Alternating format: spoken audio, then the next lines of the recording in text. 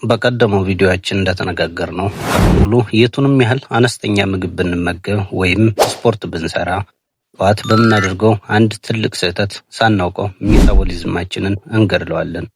አብዛኞቻችን ቀሊል ቁርስ በላሁ ብለን የምንኮራባቸው አንዳንዶቹ ምግቦች እንደውም ሰውነታችን ቀኑን ሙሉ ስብ ማቃጠል እንዳይችል ዘግተው የሚያስሩ አደገኛ ጠላቶቻችን ናቸው።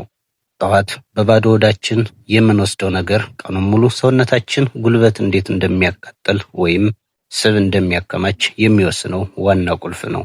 በዚህ ቪዲዮ ጤናማ የመሰሉን ነገር ግን ሜታቦሊዝማችንን የሚያደክሙ 3 አደገኛ የቁርስ ምግቦችንና በምትካቸው መመገብ የሚገባንን ድንቅ ተፈጥሯዊ ምግቦች እንመለከታለን። በተለይ በዚህ ቪዲዮ 4ኛ ደቂቃ ላይ የምነግራችሁን 3ኛውን ምግብ ስትሰሙ በእርግጥም ትደነግጣላችሁ። ከመጀመራችን በፊት ግን እንደዚሁ አይነት በሳይንስ የተደገፉ የጤናና የሜታቦሊዝም ሚስጥሮች ዘወትር እንዲደርሷችሁ ቪዲዮን ላይክ በማድረግ እንዲሁም ቻናሉን ሰብስክራይብ ማድረጋችሁን አትርሱ። የመጀመሪያውና አብዛኛው ሰው በየቀኑ የሚሰራው ስህተት ነጭ ዳቦ እና ከነጭ ዱቄት የተሰሩ ምግቦች ናቸው።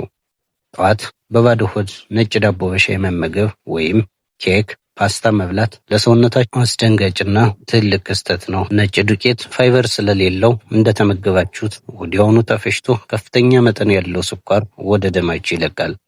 ይህም የኢንሱሊን ሆርሞንን ያንበሸብሸዋል። ኢንሱሊን ደግሞ በደማችሁ ውስጥ በብዛት በሚኖርበት ጊዜ ሰውነታችሁ ስብ ማቃጠል ፈጽሞ አይችልም። በምትኩ ሰውነታችሁ ስብ አከማች የሚል ትዕዛዝ ይቀበላል። ከ2 ሰዓት በኋላ የስኳር መጠኑ በድንገት ሲወርድ ደግሞ ከባድ ድካም፣ ድብርቶችና ዳግም የረሃብ ስሜት ይፈጠራል። ሁለተኛው አደገኛ ምግብ ደግሞ የታሸጉ የፍራፍሬ ጁሶችና በስኳር የተሞሉ ትኩስ መጠጦች ናቸው። ብዙዎቻችን ጠዋት የታሸገ የፍራፍሬ ጁስ መጠጣት ጤናማ ይመስለናል። ነገር ግን እውነታው ፍራፍሬው ሲጨመቅ ጥቅሙና ፋይበሩ ሙሉ በሙሉ ስለሚወገድ የሚቀረው ነገር በስኳር የተሞላ ፈሳሽ ብቻ ነው። ፈሳሽ ስኳር ደግሞ ያለምንም እንቅፋት በቀጥታ ወደ ጉበት በመሄድ ወዲያውኑ ወደ ሆድ ስብነት ይቀየራል። በተጨማሪም ጠዋት በስኳር የተሞላ ሻይ ወይም ቡና መጠጣት የደም ስኳራችንን አየር ላይ በመስቀል የጂኤልፒ1 ሆርሞናችንን ይገድለዋል። 3ኛውና በቪዲዮው መጀመሪያ ላይ እነግራችኋለሁ ያልኳችሁ አስደንጋጭ ምግብ ጤናማ ናቸው ተብለው የሚሸጡ የታሸጉ የቁርስ ሴሪያሎች እና የተቀነባበሩ የቁርስ ምግቦች ናቸው። በማስታወቂያዎች ላይ ለጤናና ለክብደት መቀነስ ተስማሚ ተብለው የሚነገሩት አብዛኞቹ የህፃናትም ሆኑ የአዋቂዎች ሴሪያሎች በውስጣቸው ከፍተኛ መጠን ያለው የተደበቀ ስኳርና የተቀነባበሩ ኬሚካሎችን ይይዛሉ። እነዚህ ምግቦች በፋብሪካ ውስጥ እጅግ በጣም ስለሚቀነባበሩ ሰውነታችን ሳይደክምባቸው በ10 ደቂቃ ውስጥ ፈጭቶ ወደ ደም ስኳርነት ይለውጣቸዋል። ውጤቱም ከባድ የረሃብ ስሜትና የሜታቦሊዝም መድከም ነው። ታዲያ በእነዚህ ምግቦች ምትክ ሜታቦሊዝማችንን የሚያነቁትና ውርጃችንን የሚያቀልጡት ድንቅ የቁርስ አማራጮች የትኞቹ ናቸው? ቀዳሚው አማራጭ የተቀቀለ እንቁላል። እንቁላል በፕሮቲንና በጤናማ ስብ የተሞላ በመሆኑ የጂኤልፒ1 ሆርሞንን በማንቃት ለረጅም ሰዓታት የጥጋብ ስሜት እንዲሰማችሁ ያደርጋል።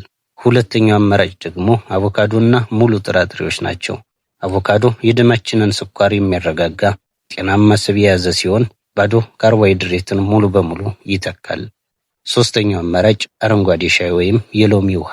ጠዋት በባዶ ሆድ የሚጠጣ አረንጓዴ ሻይ የሰውነታችንን የካሎሪ ማቃጠል ፍጥነት በከፍተኛ ሁኔታ ያፋጥነዋል።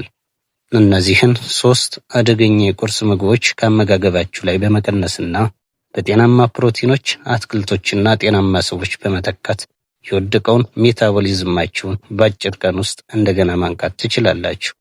ሰውነታችሁ ጠዋት በባዶ ሆዱ የሚያገኘው የመጀመሪያው ምግብ የሙሉ ቀኑን የሆርሞን ስርዓት እንደሚወስን አትርሱ። ስለዚህ ነገ ጠዋት ስትነሱ ከነዚህ ከታሸጉና ከተቀነባበሩ ምግቦች በመራቅ የመጀመሪያውን ትልቅ እርምጃችሁን ውሰዱ። እስኪ ኮሜንት ላይ ንገሩኝ፣ ከእነዚህ 3 ምግቦች ውስጥ በየቀኑ ሳታውቁት የምትመገቡት የትኛውን ነበር? ኮሜንት ላይ 1፣ 2 ወይም 3 ብላችሁ ጻፉልኝ።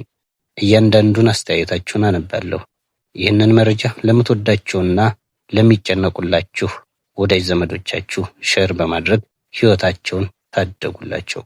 ለወደፊቱ እንደዚህ ያሉ በሳይንስ የተደገፉ የጤናና የአመጋገብ ሚስጥሮች እንዳያመልጧችሁ ቪዲዮውን ላይክ ማድረጋችሁንና ቻናሉንም ሰብስክራይብ አድርጋችሁ የደወል ምልክቷን መጫናችሁን አትርሱ። አሁን የቁርስ አመጋገባችሁንና የሜታቦሊዝም ማስተካከያ ዘዴዎችን አውቃችኋል። ነገር ግን ቀን ሙሉ በትክክል እየተመገባችሁ እንኳን ማታ ከመተኛታችሁ በፊት የምታደርጓቸው 2 ድብቅ ስህተቶች በቀን ውስጥ የለፋችሁበትን የስብ ማቃጠል ሂደት ሙሉ በሙሉ እንደሚያቆሙት ታውቃላችሁ? ተኝታችሁ እያለ እንኳን ሰውነታችሁ ስብ ማቃጠሉን እንዲቀጥል ማታ ማታ ማድረግ ያለባችሁን ሚስጥር ለማወቅ አሁኑኑ ስክሪኑ ላይ የሚታየውን ቪዲዮ ተጭናችሁ ተመልከቱ። በቀጣይ ቪዲዮ እስከምንገናኝ ጤናችሁ ይብዛልኝ። መልካም ጊዜ